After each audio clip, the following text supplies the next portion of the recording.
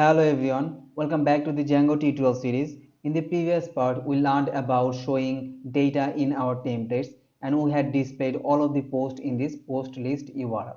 Okay, and in this one, we're gonna talk and learn about the Django dynamic routes. So before that, I just wanna notify you that I have added some CSS styles here. There is nothing much. What I have done is I've just added a background color for this LI. Then I have changed the text color and I have added some margin between this post title and the paragraph. So that's all that I have done. And in this part, we're going to talk about Django routes, Django dynamic routes especially. So let's just get started. So what is actually dynamic route? If I look at this route, you'll see that this is just a static route. I'm going to the post and this list and the data will always be the same, right? If there are 5 posts, the 5 posts will be displayed here. So it actually depends on the number of data and all of the post lists will be displayed here. So the data is same. But what does dynamic route do? A dynamic route actually helps you to get some different data but based on the same route. Suppose I want to get the post with the ID 1, right? So let's just look at the route here. Suppose there will be a post and there will be a details. Okay, then what will happen here? Suppose I want to get the post with the ID 1, then I have to pass the ID 1, right? Then I want to get the post of ID 2, then I have to pass the ID 2. So the pattern is same but this ID is changing and this ID is unique to a specific post.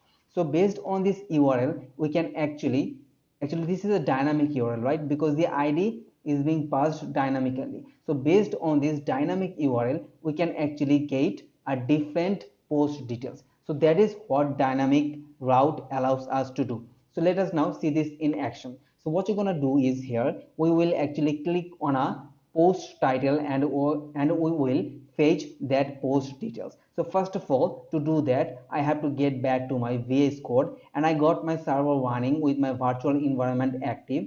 So let's just get back to the URLs here. Okay, so I'm gonna add a dynamic route here that I haven't done in previous videos. So what I'm gonna do is I'll create a route to get the post details here. So let's create a route or URL pattern and I will name it details. Okay, then I have to pass the ID here. So whatever I pass here, it is called keyword arguments of the URL, right? So I have to pass the ID as the keyword arguments. So how can we do that? First of all, I have to start with the left arrow and end with the left arrow, and inside this onto the left I have to mention the type of the keyword arguments. So I want to pass the ID, right? And ID is the integer type. So what I have to do is I have to pass the integer here. Then I have to type colon and name of the URL argument. So I want to pass the ID here. That's it. And then I have to end this with a slash because every URL in Django ends with a slash. So that is what a dynamic route looks like. Now there might be some other type of keyword arguments. Suppose you want to pass a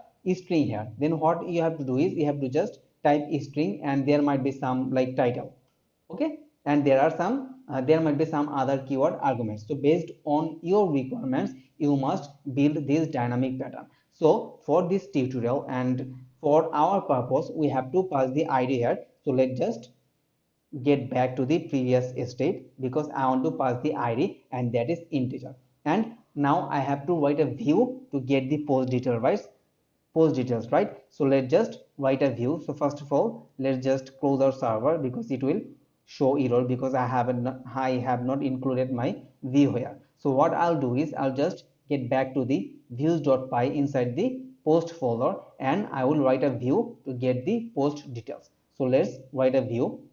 So this will be post details. Okay, and I have to pass the request as the parameter, and the main part is that I have to receive that keyword arguments and that is ID, that is the post ID. So this way I can actually get the ID here.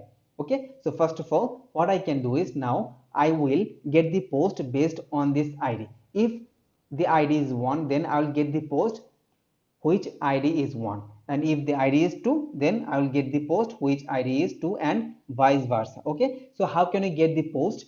In my ORM lecture I had shown you that how can we get a specific post with some unique field, right? So id is a unique field. So how can we get the post with this id? So let's just store the post in the post variable, and I can do the post dot objects dot get and this id equal to id. Okay, so I want to get the post where id equals to this id. So this will actually return the post with the dynamic id. Now I have to pass this post into a template, okay, to show the template details. So let's just return this, and I have to use render, then I have to pass the request, and I have to write the template name here. Now I haven't created a template yet, so I'll create a template with the name post details, and then I have to pass the context. So let's build the context here. So there will be post, and the post is the post itself, and let's just pass the context here. Okay, so I have to actually create this template to show the post details. So let's just create the template. So this will be name post details dot html, and let's just copy all of this. Sorry, my control is not working again. Let's just control z, control c, and let's paste it here. Okay, control is not working, I don't know why. Let's just use my mouse.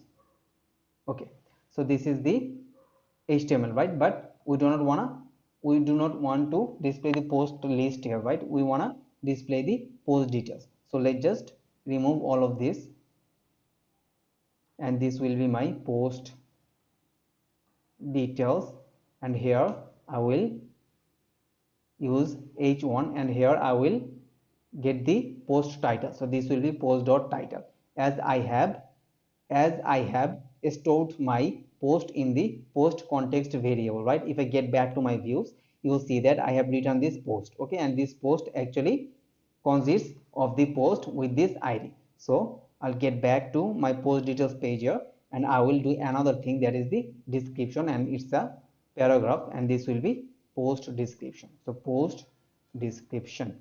Okay, and this will be my post details. So what I can do is I'll just remove this because there is already a header. So I can just get the post details here. So this will be my post dot title. Okay, and this will be my post dot title as well. So this will be post dot title. Okay, so that is it for the temple. Now what I have to do is I'll just get back to my URLs, and I will include the views here. So let's just get the view. This will be post details. Okay, and let's just add a name for the post details. Okay, now I have to link this up in the post list page. So let's get back here, and if I scroll down, then this is the anchor tag. So I have to add the URL here. So URL will be posts, then this will be post details. Now I have to pass the id, right? In my previous URLs I did not pass anything, so that was a static URL, but this is a dynamic URL. So I have to pass the keyword arguments id. And how to do that? You will just have to do this. Just pass the id equals to post.id. Okay, so this will actually be used as keyword arguments with this URL. Now if I reload this, run the server again, and if I get back to the post list, if I reload, okay, post is not a registered name space. Okay, this is not post, it will be posts, because our app name is post. If I get back here, you will see this is posts. So let's just rerun the server. So let's rerun the server, and let us reload the page. And if I click on this post 3, templates does not exist. Okay, let's just recheck out template name here. Maybe there has been a typo. Let's get back to the views, and this is my template names.html that I did not include. So let's just reload this page. Now you will see this is post 3.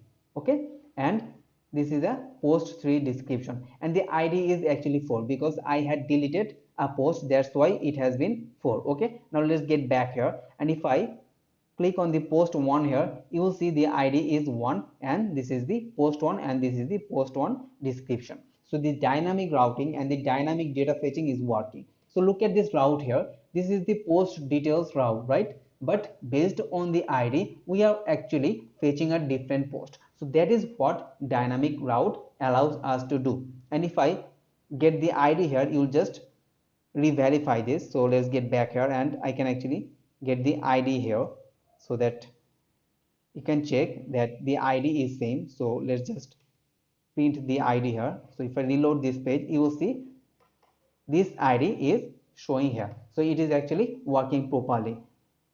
Back to the template and remove this id because I don't need this. And another thing that I'm going to do is I'll just get this description from here and I'll put it into this section. So let's just paste it here, and let's reload this page. Okay, and we can actually add some margin here. So let's add some styles here. So let's name this post details, and let's get back to the css.